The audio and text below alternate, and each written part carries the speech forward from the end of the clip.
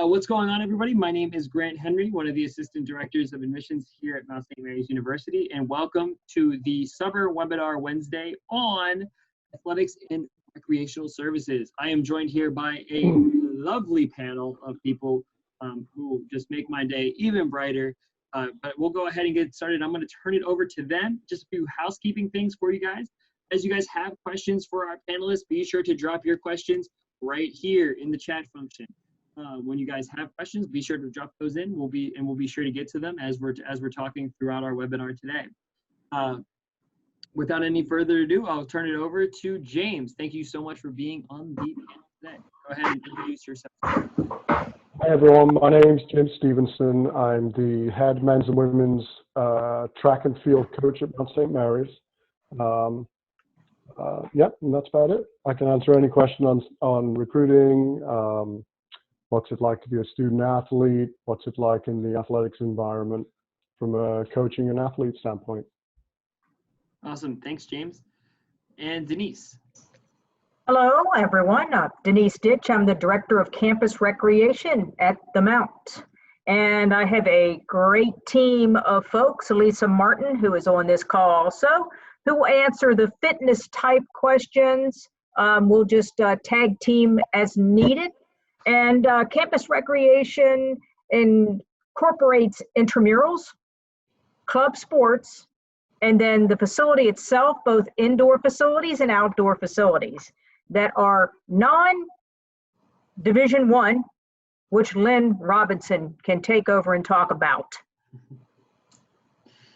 Awesome. Lisa. Hi everyone, I am Lisa Martin. I am the Assistant Director of Campus Recreation in charge of fitness.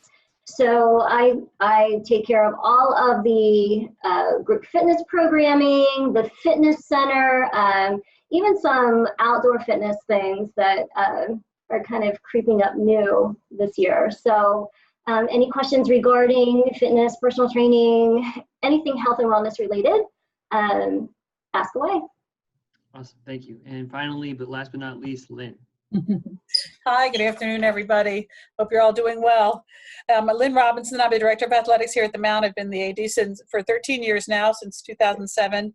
And as Coach Stevenson just didn't say much about himself, but I'll tell you, he's an alumnus of the Mount and is an All-American track athlete and a wonderful coach of our tremendous track program.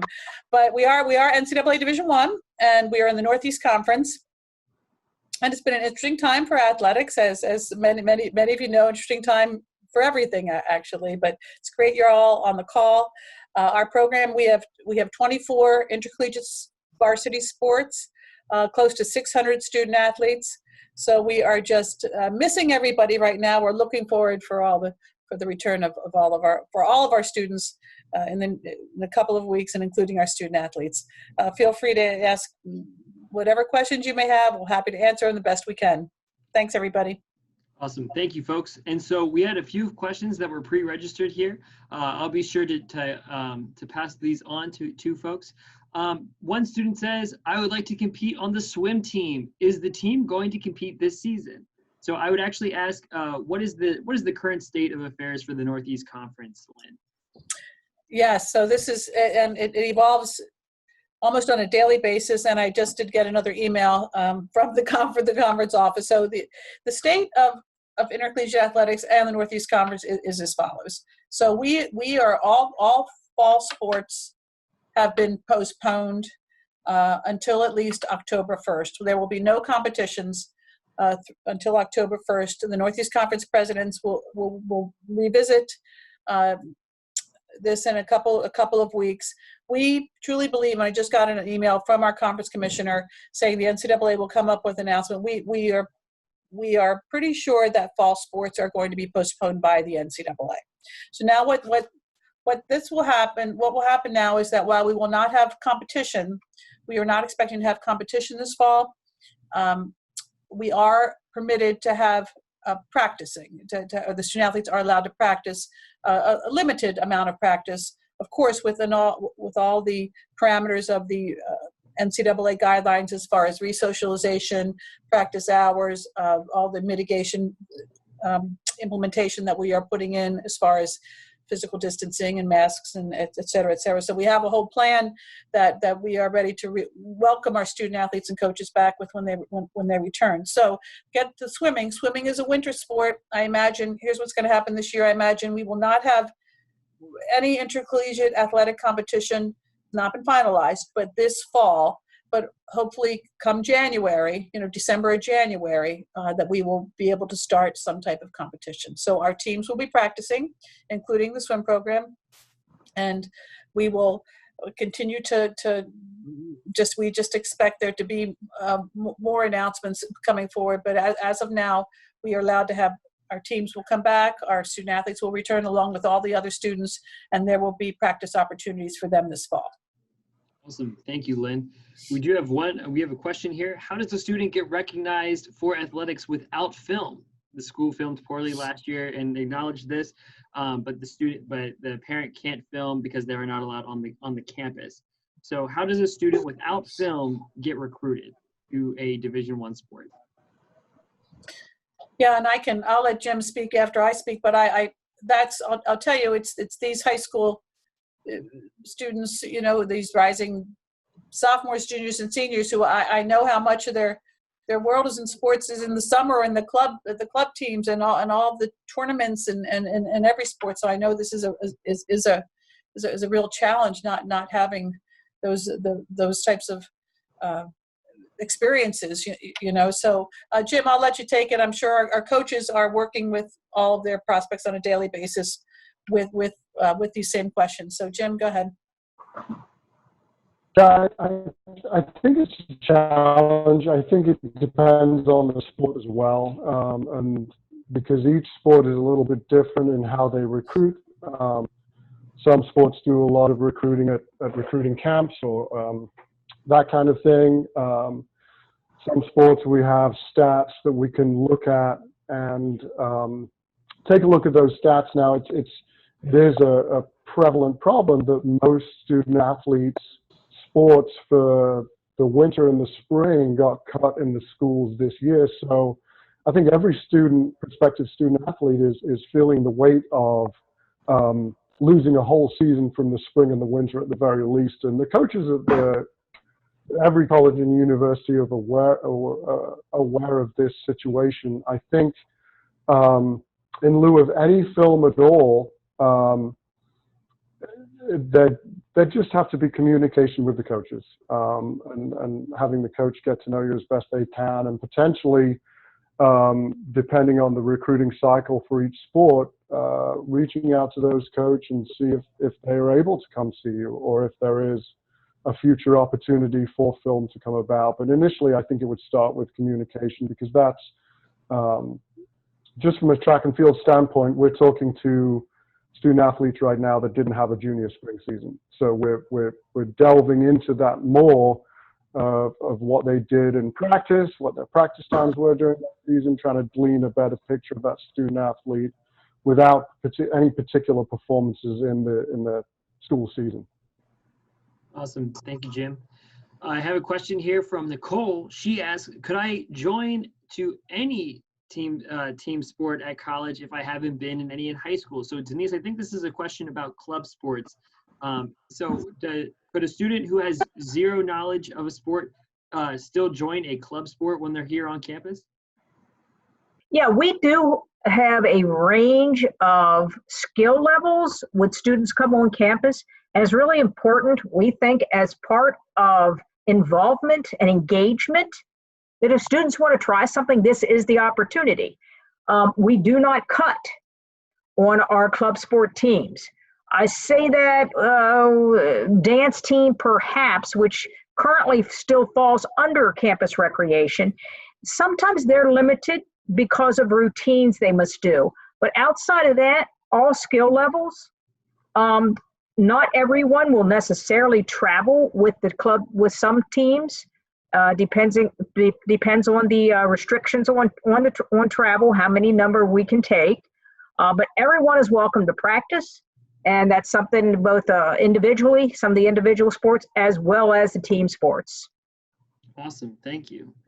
I have one question here as it recalls to a student receiving scholarship and is scholarship renewal. So could someone talk about how athletic scholarships work for Division I athletes?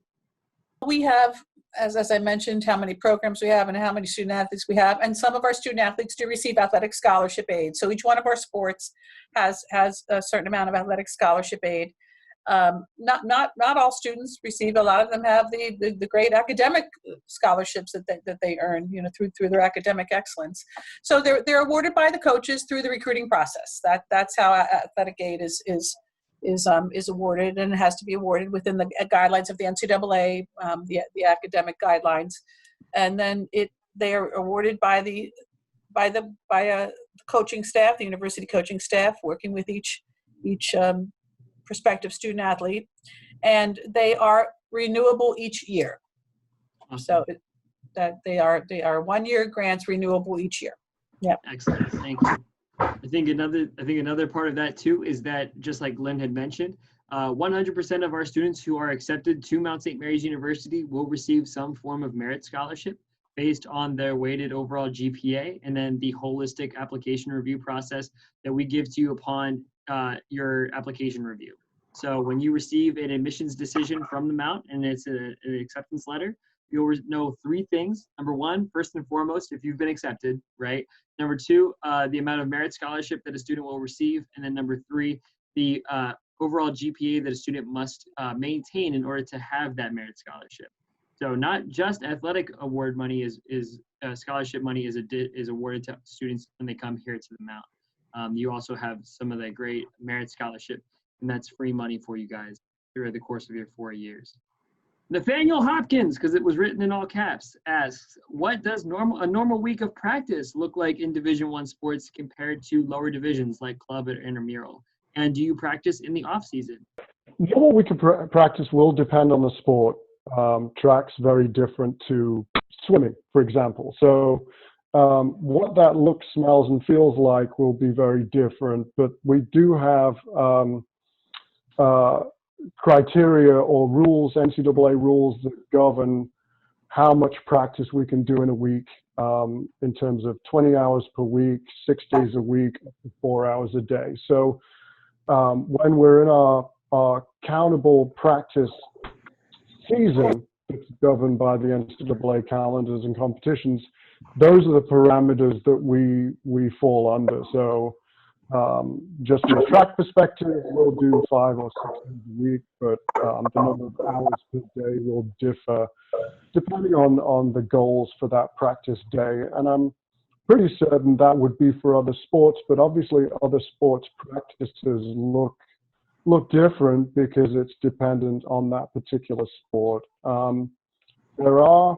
There is practice in off season, so there's 20-hour per week rules in countable seasons. There's also limited practice hours outside of that season, and then there's so there is practice outside of the countable as well. It's just less hours per week and less days per week.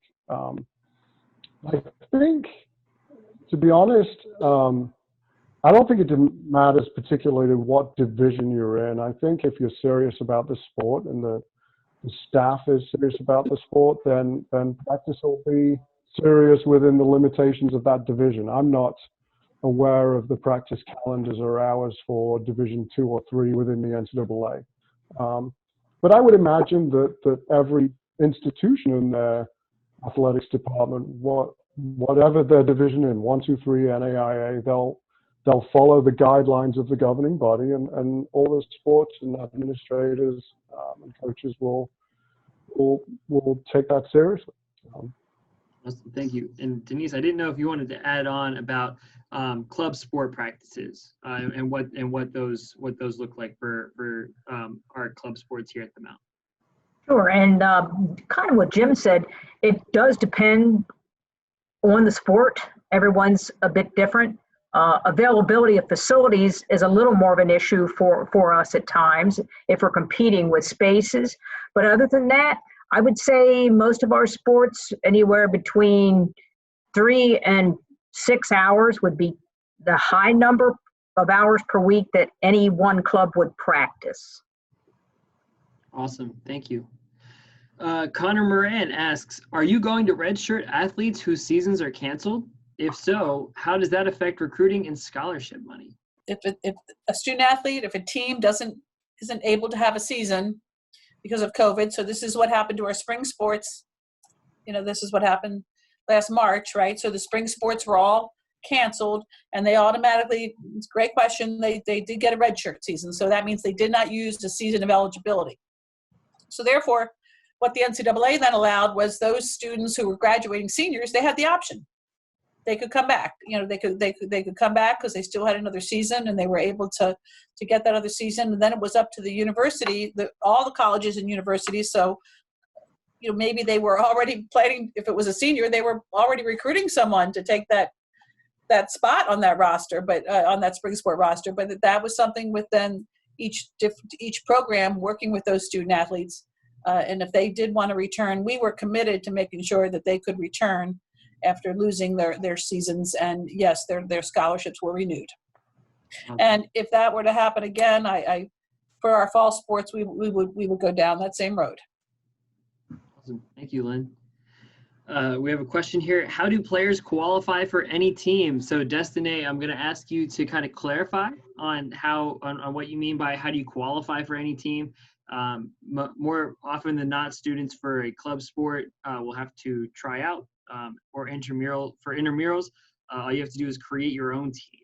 So if we can get some clarification on that, that'd be great, and then we'll get back to that question. Matse asks, do the athletic and merit scholarships awarded get stacked? Lynn, do you want to answer this question? Sure. The answer to that in general is yes. The answer to that in general is yes. There are a couple sports that may have some nuances. For example, basketball. They're not typically stacked. That's either athletic but it can be stacked. So there are some NCAA financial aid parameters that we have to use. But yes, in general, the answer to that is yes. Academic aid and athletic aid can be stacked. Awesome. Thank you. I have a question for Lisa Martin here. What happens when students are, so say, Josh Karlheim is a great example. He works here in our office. He was a club sport athlete because he said he had the motivation, the ability, he just lacked the skill to be a D1 athlete, right? So he played club baseball whenever he was at the Mount. But what if you're a student like me, a non-athletic regular person, and you just want to stay physically fit? What can students do to stay physically fit while they're here on campus? Every student on campus is able to use our PNC Fitness Center, which is open to all of our students and faculty, staff, and administrators. So they're eligible to use that. We usually offer group fitness classes during the academic year. Come in and use the field house. Right now, there's 2 track lanes. You can run the track lanes. There's 4 courts that you can play pickup basketball, soccer if you have some buddies that you want to just play some pickup soccer with. We also offer personal training. That's a service we do offer to our students. There is a cost to that. However, it's a minimal cost, but that service is also available. Awesome. Thank you. Great. And then we have one question. Is the Mount planning on doing official visits this fall? So Mount St. Mary's University is currently going to open on August 12th and 13th of next week, where we have first year student move-in day, as well as what our admissions team is currently doing. Our events team is currently brainstorming ideas on how to not only keep our visitors safe when they come to visit our campus, but how do we keep our current students safe while we have other visitors here on campus as well? So we're currently overlooking the parameters to say, look, this is what we can do, an action plan. And when we have physical official visits here on campus, we'll be sure to let everyone know that at that time. So make sure you guys are just tuning in to msmary.edu/visit for more information on that. Grant, I just wanted to update. So official visits for athletics the NCAA we're currently in a recruiting dead period. So these students can certainly visit campus through any admissions program. We just can't have make it an official visit from an athletics recruitment perspective. Does that make sense? It does. Yep. So, but yeah, they are absolute student. Any student, including prospective student athletes, can visit through any programs. We just can't add the element of athletics recruitment until it opens up from the NCAA. Awesome. Thank you. We have one question here. I play basketball and run track. Can I participate in more than one sport? I was going to say the varsity level, it can be hard, but go ahead, Jim. I was going to say it can be hard. In terms of track, we have had a couple basketball players participate in track as well. But to be quite honest with you, that's if a student athlete is on the basketball team and wants to do track, then we defer to the coaching staff of basketball and generally do that. It's not something that happens too often though, but it has happened.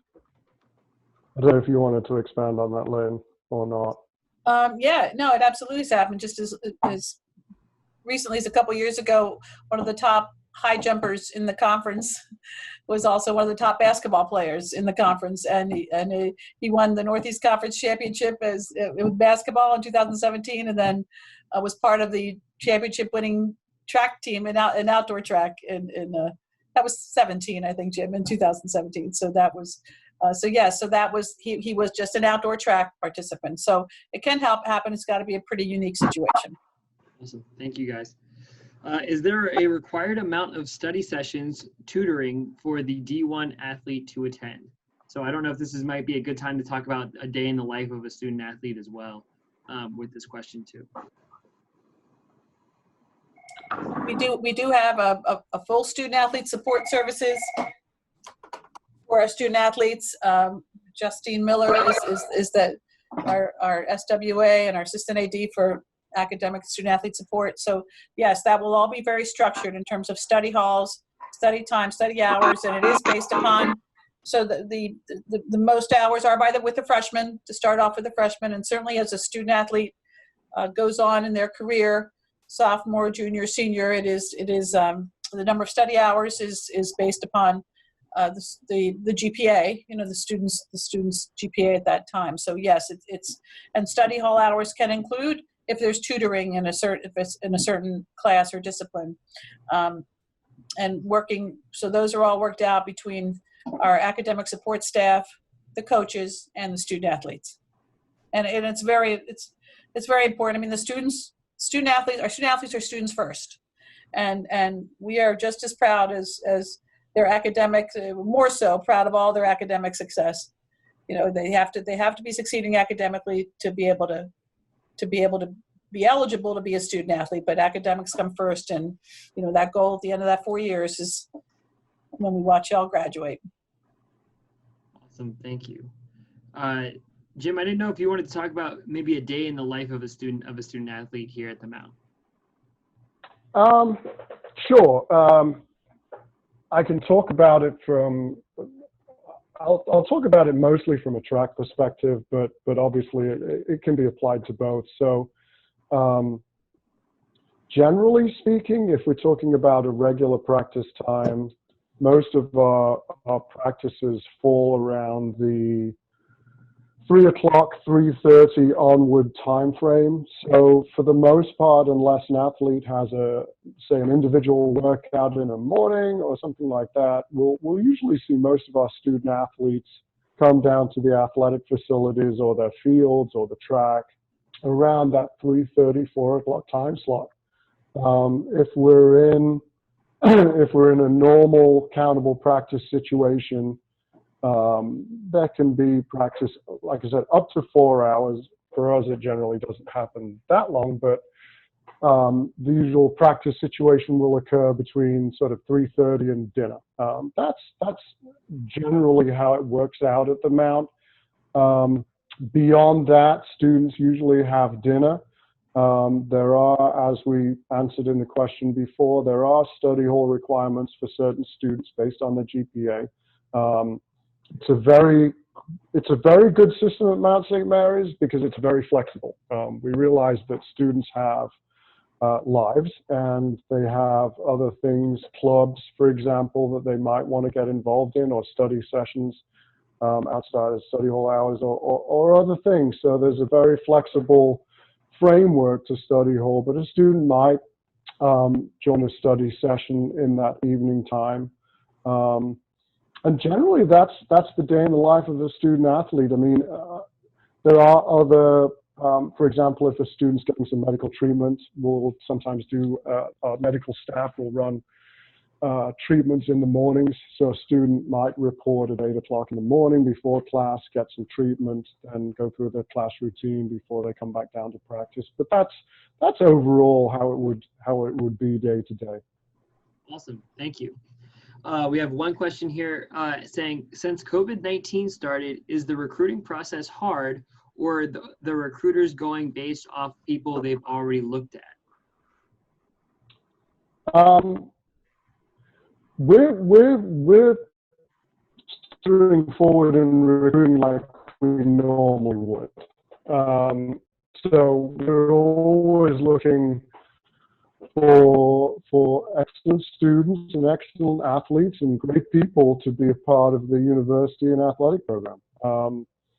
So nothing from that perspective has really changed. It's just the information that we have in front of us is a little bit different because, as I mentioned a little bit earlier,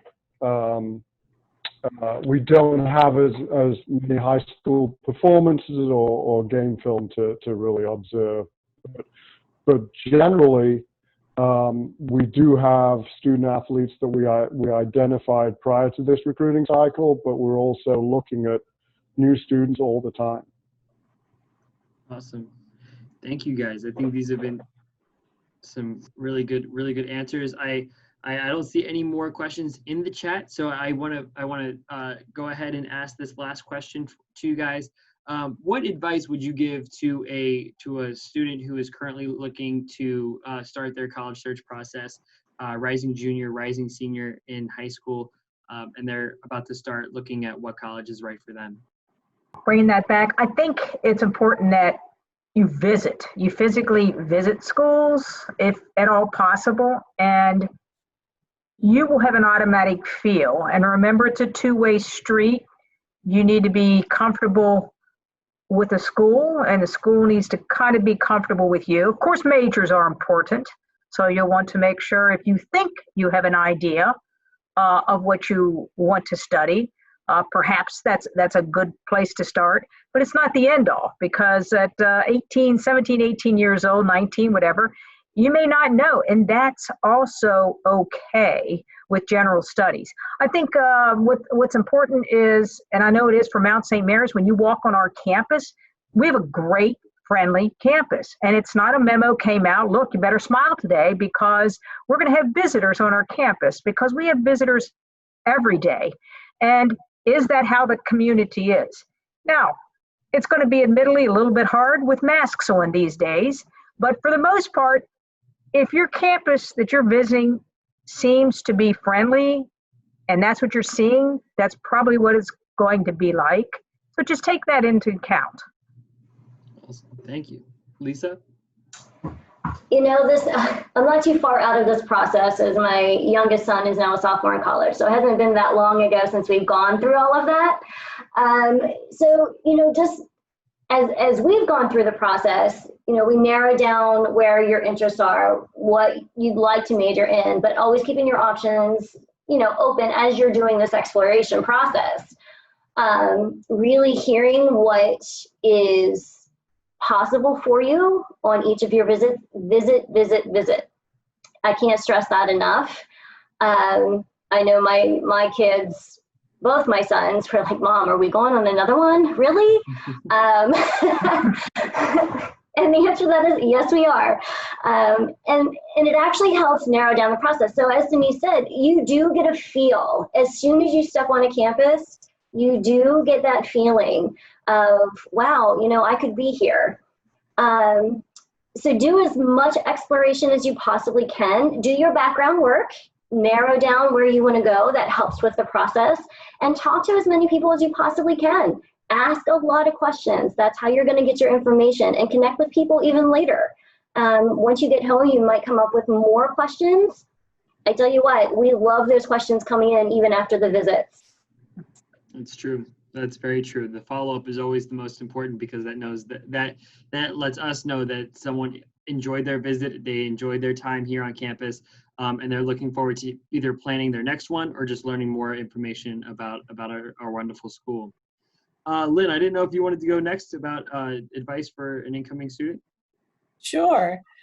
Just some great advice from Denise and Lisa. So just I'll kind of echo what they said, is just if you have, I know times are different now, and so, but when you have opportunities to visit, please visit and get a feel for a place. You know, you get a feel for the people, and get a feel when you look at our beautiful campus, and any campus you go to. But do your research ahead of time, and you know, don't panic. You don't have to know right now what you want to do, what you want to major in.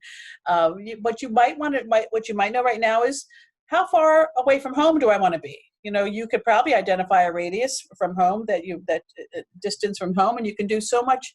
What you're doing today is awesome, guys, because you're you know, take advantage of these types of opportunities that a lot of the colleges and universities are providing. I know we're all zoomed out to a certain extent, but this is a great way for you to learn about programs. In this case, it's athletics, but there's, as Grant mentioned earlier, we've had a lot of different calls. So take advantage of those programs and opportunities, and just continue to visit as soon as the campuses start opening up more for the visits. Do the research, and just know that in even your high schools are going to be a little bit different now too, but enjoy high school, and enjoy this process. Don't panic.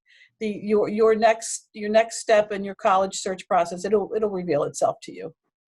Thank you. And Coach, you wanna send us out? Sure. Yeah, I echo everything that everybody said.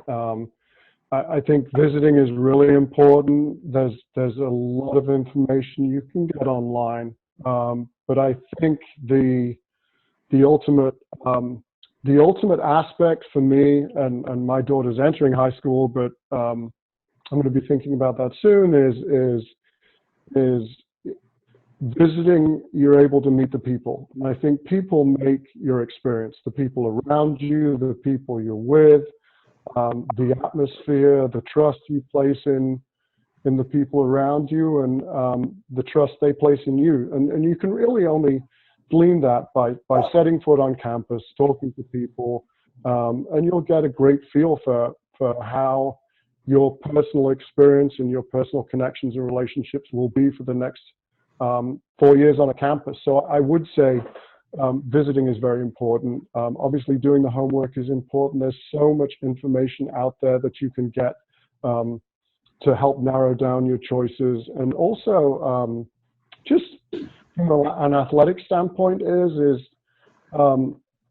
know that being recruited is obviously a buzzword, but there are, you know, in my neck of the woods, there are a ton of student athletes out there I don't know are out there, and sometimes I wonder if there are students who are interested in the Mount, for example, who aren't being recruited, so don't take that leap of faith and reach out. If you're interested in the Mount, for example, athletically, reach out to a coach if they haven't reached out to you. All the contact information is online. And I'm sure you'll get some information back that way. So don't be afraid to reach out as well. Don't pigeonhole yourself, but certainly visiting campuses is of paramount importance. Awesome. I want to say again, thank you guys all for joining us here today. Did I miss somebody? Was somebody going to say something? No? Okay. I just want to say thank you guys also very much for joining us here today for our summer webinar. series with the wonderful athletics and recreational services. You have all been wonderful, so thank you guys also very much. I always like to end this with a very loud, very proud "Go Mount." So guys, on the count of 3, okay, we're gonna do this. All right, ready? 1, 2, 3. Go Mount! Go Go Mount! Mount!